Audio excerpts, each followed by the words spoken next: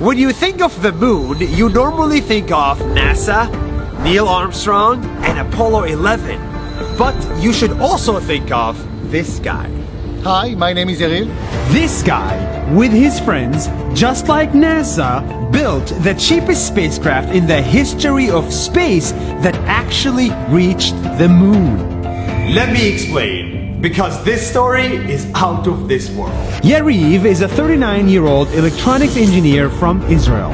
One day he had this idea. Why not do something crazy?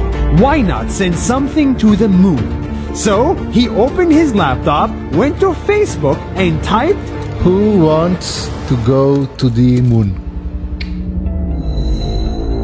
Two of his friends replied to his post and said yes. And the three of them started working on one of humanity's hardest missions, to land on the moon.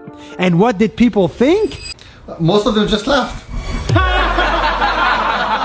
They laughed at them and said they couldn't. It's like Mission Impossible because space is hard, and after all, This is rocket science.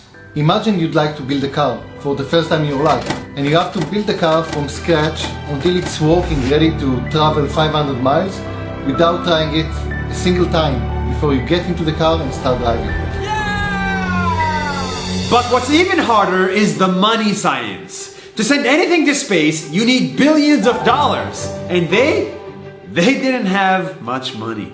and when they asked people for money, they got no after no after no after no. Nobody wanted to invest in space, but they persisted.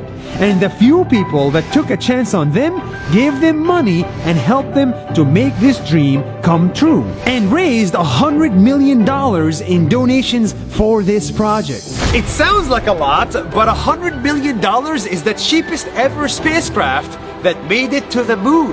And this money they used not only to build a spacecraft, but to also educate kids.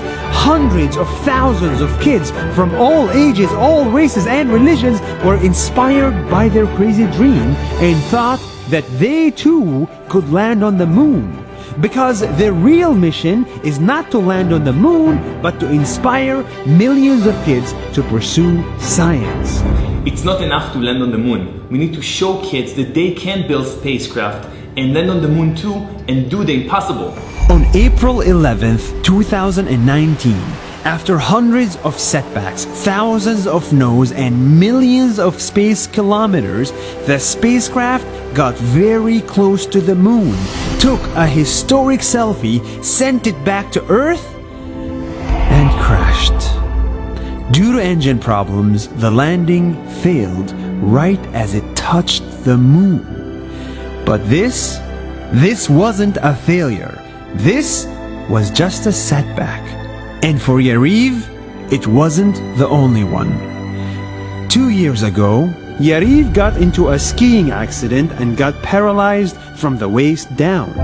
Doctors said he will be chair-bound for the rest of his life.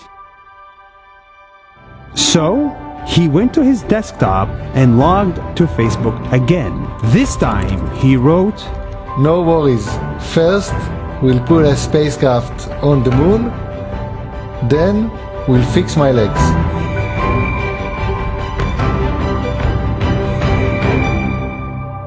Not many people get back up after a setback or two, but those who do make the impossible come true.